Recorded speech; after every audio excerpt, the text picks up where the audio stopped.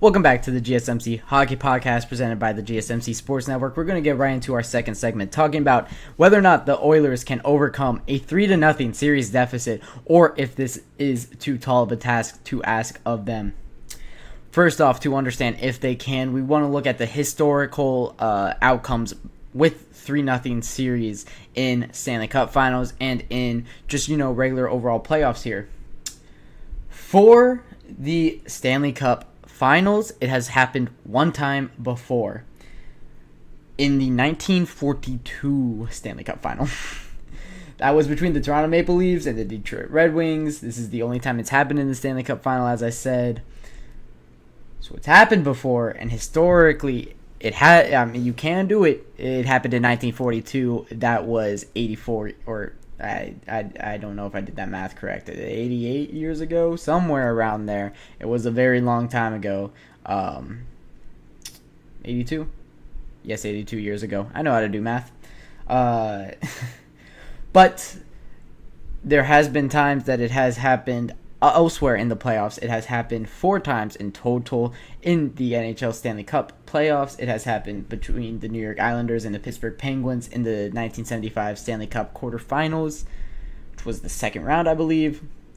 This was the year that the New York Islanders won 8 games facing elimination. Very impressive what they were able to do. Of course, this is the Islanders team with, I believe it had Mike Bossy on it. I believe it had, what's his name? Oh, that's going to annoy me. I'll get back to you. He became a Flyer later in his career. Oh, I can't believe I just blanked on that name. That is a Hall of Famer.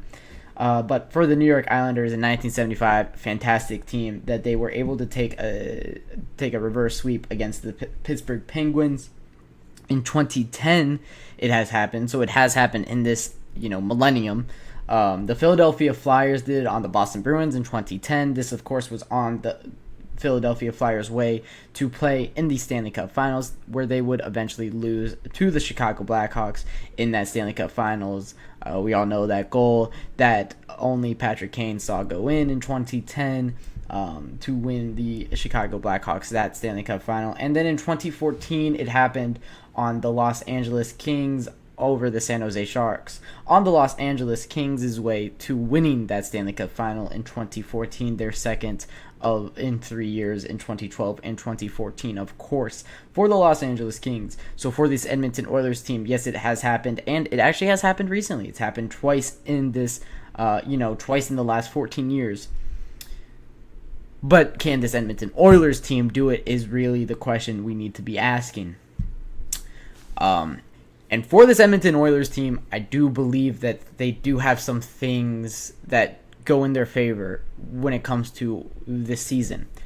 First off, this team is a very streaky team. We saw this in the regular season where they had a horrific start to the season, going 9-18-2, I believe, to open up the season. Of course, firing their head coach. And then they change coaches.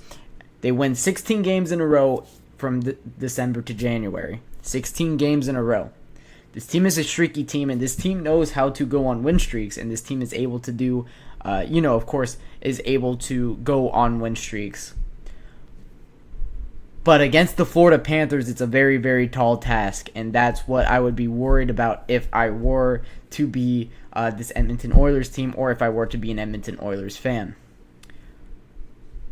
This Florida Panthers team doesn't give anything. You need to take everything that you want against this team. We saw this against the New York Rangers, who are a fantastic team. We saw this against the Boston Bruins, who made the Maple Leafs look kind of, silly in that Game 7 and in that first round.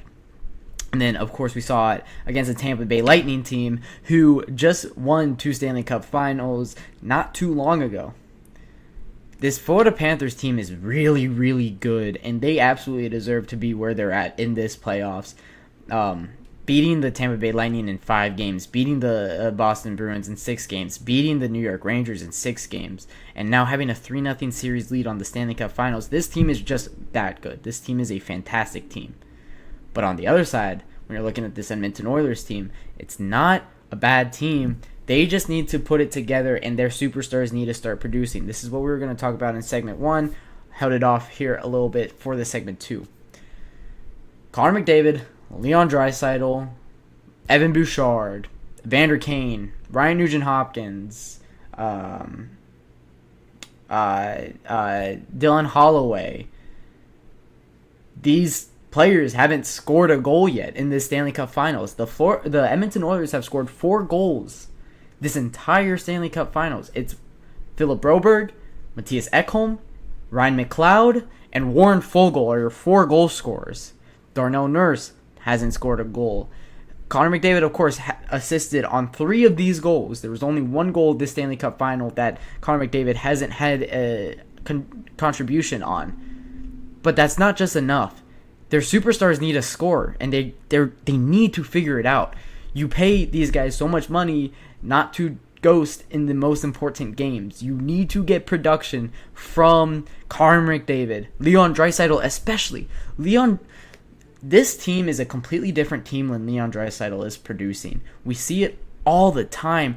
I saw this in the Dallas Stars series. They lost the games that Leon Draisaitl didn't play well, and they won the games where Leon Draisaitl did play well. Leon Draisaitl hasn't had a point yet in the Stanley Cup Finals, and you know that's wearing on him, and you know he's working on that. And this won't last, and I truly believe he's going to have a great Game 4. But he needs to. He needs to start showing up for this Edmonton Oilers team. But he could be the difference. If Leon Draisaitl is producing at the levels Leon Draisaitl, of course, historically produces that, they win that Game 3. Truly, they win that Game 3. They are more competitive in that Game 1, which, just a few chances escaped them, and they really could have. The thing with Leon Draisaitl is he's getting chances in this Stanley Cup Finals. In that Game 3, he had, I think, 3 high percentage scoring chances on a power play where he just missed the net on shots that were cross-crease feeds from Connor McDavid, who found him brilliantly. Leon Draisaitl needs to figure it out. He needs to start producing for this Edmonton Oilers team, or they're not going to go anywhere. Or they're not going to, win a game here. If you have that production from Leon Draisaitl, that's a completely different team. Evan Bouchard, he only has 1 point in these playoffs. He is a point per game in the playoffs or leading up to the Stanley Cup Finals, and he hasn't been able to produce in the Stanley Cup Final. You also have Zach Hyman, who he might still be the leading goal scorer in these playoffs with 14. Not a single goal. I don't even think I named him when I was naming the forwards that haven't played well yet. He hasn't gotten a single point, or, screw point, because he doesn't get assists normally. He hasn't gotten a goal. This 50-goal scorer hasn't scored in the Stanley Cup Final, and of course that's not because of him. It's because Gustav Forsling is completely taking him out of the game, and that's completely fair. For the Florida Panthers, they're not letting the superstars of Edmonton beat them. They have a very great game plan to beat this Edmonton Oilers team. They really are just... If Matthias Ekholm beats us, Matthias Ekholm beats us. And we do have a comment from Mark Deitz. Oilers have been a victim of their high draft picks for years. No team built behind them, and the top players get worn out. And you are completely correct, Mark. We saw this with the mid-2010s Oilers when they had so much talent. Of course, Nugent Hopkins, Taylor Hall, when Connor McDavid was first starting out, Nail Yakupov. You have this talent, but the goaltender is awful, and the defense is awful. And, you're looking down the list, and you have these 5 great guys on offense, and you can score goals with them, but you're giving up so many. And this has been, as you said, Mark, to go with your comment here, it's really true. They just haven't built... See, what I look on paper when I look at the Florida Panthers roster, they have Vladimir Tarasenko on a third line. That is what a Stanley Cup Final and what a Stanley Cup champion roster is, right?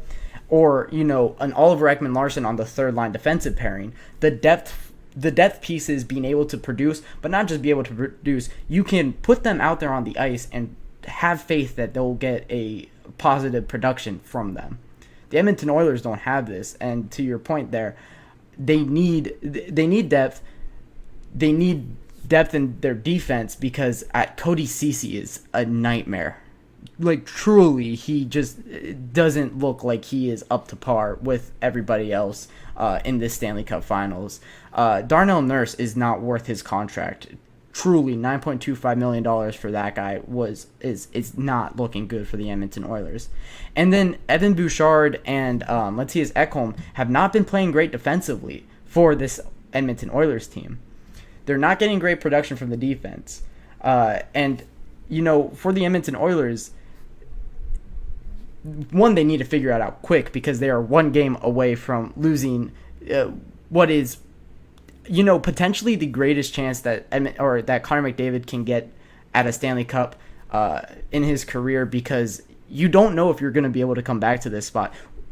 We call it the most difficult trophy to win in all of sports for a reason. It is so difficult to make a Stanley Cup Final, and it's so difficult to win a Stanley Cup Final. You don't know if you'll ever see him back here again, and there's a chance that we don't. As a comment from Mark, the management just said, okay, go get them, guys, referring to the top guys, and they never had the brains to trade one for a top-notch goalie, and completely agree with you. If we're looking at this series, and if you just flip the goaltenders, I think Edmonton Oilers win this series. You can clearly see the talent gap between Sergei Bobrovsky and Stuart Skinner in this game. And they tried in free agency. They tried to get Jack Campbell, but truly, one season of Jack Campbell proved his worth one season in his entire career. And even last year, he wasn't great for the Toronto Maple Leafs, his contract year. And then the Edmonton Oilers said, this is our guy, and he's not playing for the team right now. Unfortunate he is not, but still, I don't think he makes a difference in this series either. The Edmonton Oilers are one game away from a defeat in the Stanley Cup Final for good reason, and they really do need to figure it out. Their top guys need to start scoring, and they need to figure it out. But the Florida Panthers have a fantastic game plan. So can the Oilers overcome a 3-0 deficit? I'll answer the question that's on the screen right now. Truly, I don't believe they can. They are a streaky team, so if they have anything going for it, it is that they won 16 games in a row, and we see that they can go on these win streaks. But against this Florida Panthers team, I think it's too tall of a task, especially when you have to play back in Sunrise, Florida for 2 times. I don't think you're going to be able to beat them twice in Sunrise and 4 times in a row overall. So I would say that this series is done. Of course, if they start getting production out of Leon Draisaitl consistently, it could look a lot differently for the Edmonton Oilers. But that'll wrap it up for our second segment of the night on the GSMC Hockey Podcast. When I come back, we will be talking about Laine, Nietzsche, and Nikolai Ehlers seeking trades and what that looks like for those teams going forward.